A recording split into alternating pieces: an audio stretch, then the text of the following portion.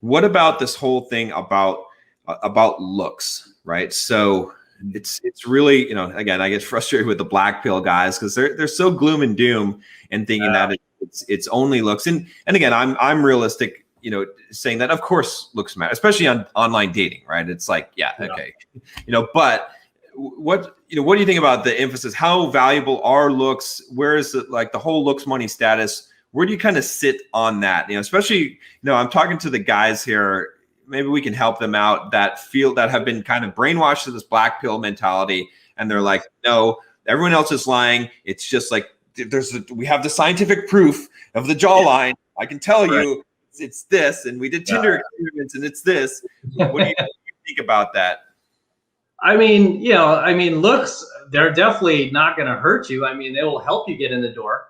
But I mean, I've had guys that I've coached come through my door that literally look like, literally I have had male models, like literally sign up for my programs that are nervous. They have like quirkiness in their personality. And it's like the girl might see them and like, whoa, who's this guy?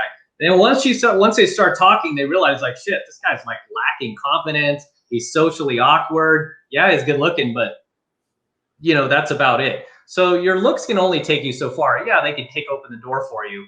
And many times they can work against you because then the girl gets suspicious, like, oh, you look like you're kind of a player. You look like you're kind of like a womanizer or something. Right. So sometimes it can work against you too. It's not like a bowl of cherries. Like, oh, once I have my looks, free reign. All these chicks are just going to be all over me. I mean, I have a number of students who literally their wives, their girlfriends, their LTRs had just left them. And these guys are good looking, lots of money, got the Ferrari, got the exotic car, the big house. It's like, why did this girl leave? He's got everything. He's got the LMS. Why did she leave? Oh, because he's missing elements in his personality. Oh, he's missing character traits. Oh, he's missing some game, So yeah, I mean, I've just seen too many examples otherwise, just because I've been coaching so long. So, I mean, when I started to see that surface, I could kind of see their point, but in the same sense, because I've coached so many guys in real life, I know it's not, it's not all just, it's not all what they say it is. I mean, there's a lot of misconceptions that they're leading guys towards. Yeah, it's so hard to convince the guys, though. I just find it's just so hard because they want to believe this because then they have an excuse for themselves why they're not, overcoming their fears and why they're not having success in life. And I get it. I mean, but the thing that really opened up my eyes was one of my friends who was this, skinny Indian dude who just like you would have thought, no way, this guy. And then he's just killing it. And you're like, what is going on here? And it's because he just had such solid game. And it's like, I don't know, I could tell this story and everyone's going like, yeah, right, John. But I mean, if you see it, once you see it, then you can't unsee it. Then you're like, okay, well, especially me being like 6'3", 240, big guy. When I'm standing next to this guy and he's like getting attention, I'm like, what is going on here? Right.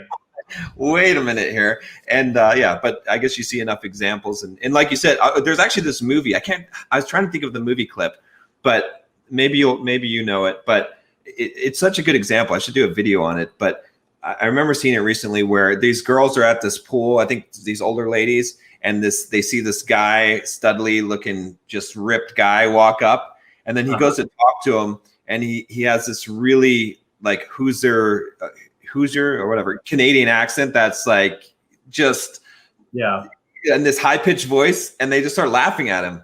And they're like, they had called him over, and then they're like laughing at him because he appeared to be this really strong, masculine, like, good looking, ripped dude. But then as soon as they heard his voice and and the way that he presented himself, they're like, it was laughable.